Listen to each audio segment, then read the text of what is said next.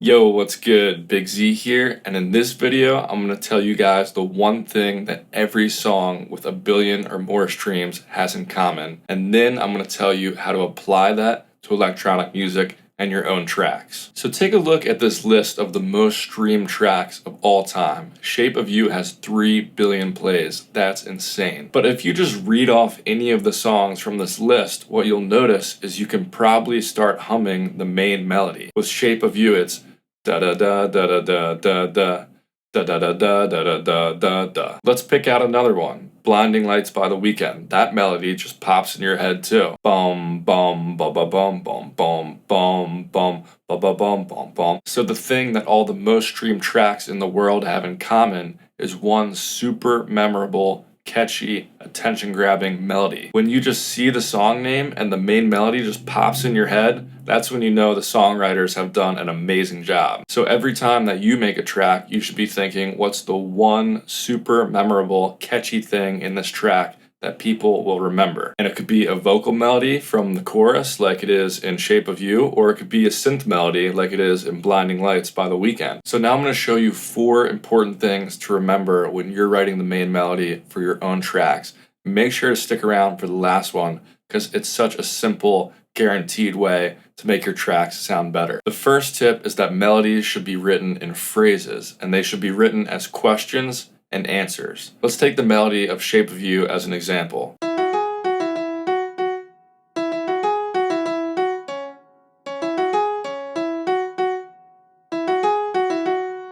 So this melody has 4 different phrases. It goes question, answer, question, answer. So this first phrase right here,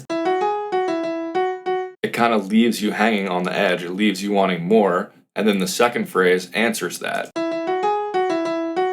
It feels like that section is complete and that question is answered once this note is played right here. And that note happens to be a C sharp, and the key of the track is C sharp minor. And that's not a coincidence. Ending on the root note can help to resolve your melody. But you don't always have to do that. It just has to sound like that question has been answered and there's a strong resolution to it. We'll come back to that in a minute when we write our own melody. But the second thing to think about is that melody equals pitch plus rhythm. When a lot of producers think about writing melodies, they're only thinking about the pitches of the notes. But the rhythm is just as important. Think about the rhythm from Shape of You. It has a repetitive, memorable rhythm to it. So let's use these first 2 tips so far to start writing our own melody. So what's important about a melody is how it interacts with the background music. So you always want to write it to either a bass line or a chord progression. I also usually write melodies using a simple piano sound. Because if the melody sounds good using a simple sound like that, it'll sound even better once you dress it up with some sound design and some cool effects. Because we're into electronic music here, let's write the melody to this bass line.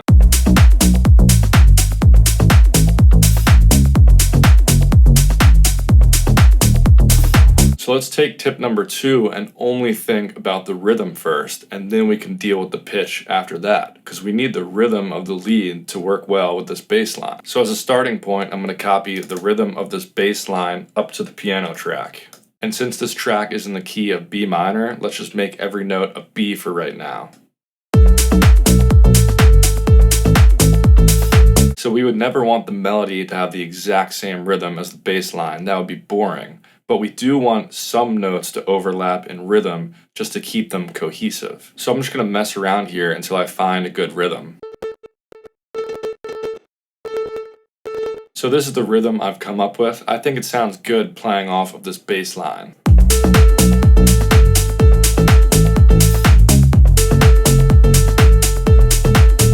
So now we obviously need to think about the pitch, the question, and the answer. So when an author writes a book, a lot of the times they know how it's going to end before they've filled out a lot of the middle chapters. So let's do the same thing here. Let's start with the ending so we know how the melody ends.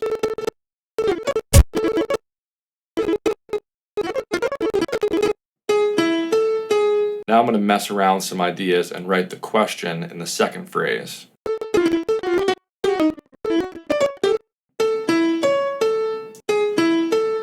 Now I'm going to try to fill in those in-between parts with something that's a little repetitive and catchy.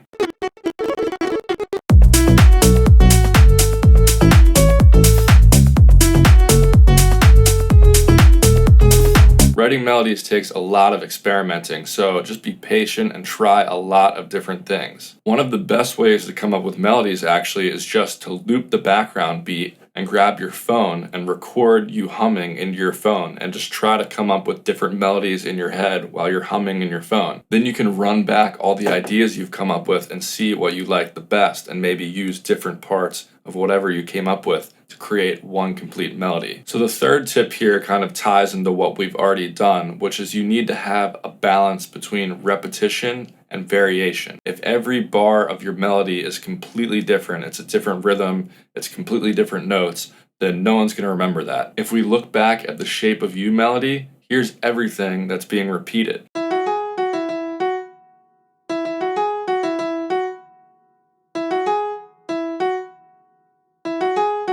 And then it's just these 7 notes that are adding variation to keep it from getting boring and create those questions and answers.